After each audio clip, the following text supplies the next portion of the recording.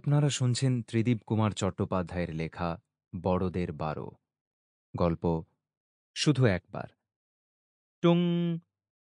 মোবাইলে notification, Facebook মেসেঞ্জারের message. এই নিয়ে ১০ মিনিটে ৩ বার। শিখা নড়ল না, বালিশে মুখ গুঁজে আছে।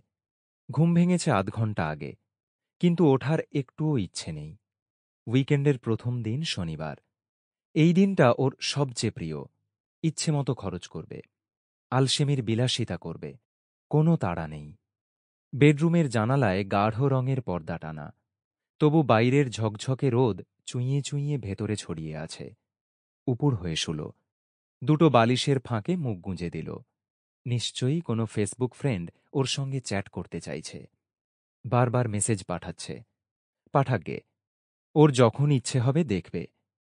হঠাৎ ঘরের মধ্যে গমগম করে গেয়ে উঠল দেবব্রত বিশ্বাস।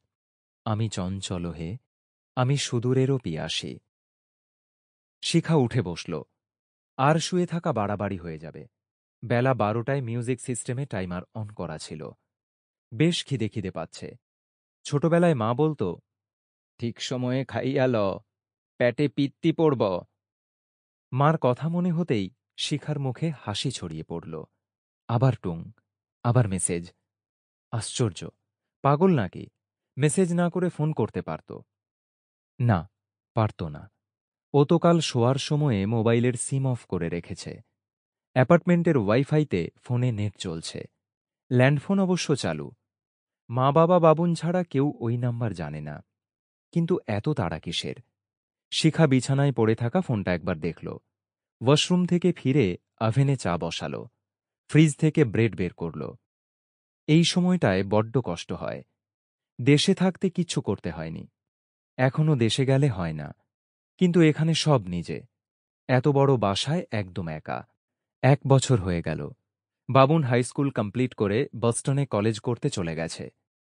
দেবব্রত গেয়ে চলেছেন, ওগো সুদূর, বিপুল সুদূর, তুমি যে বাজাও ব্যাকুল বাঁশরি।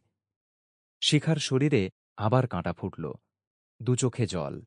এতবার শুনেছে, তবুও। চোখের সামনে স্পষ্ট দেখতে পায় রবীন্দ্রনাথকে। অলৌকিক এক নবীন যুবক, মুখে কচি কচি দাড়ি। তার ব্যাকুল বাঁশির সুরে সে ছটপট করছে, কাছে যেতে চাইছে, পারছে না। ওর ডানা নেই। এই অ্যাপার্টমেন্টে মসজিদ, মন্দির, গির্জার একটাও ছবি নেই। কোনো ধর্মগুরুর স্থান নেই। Sample complete. Ready to continue?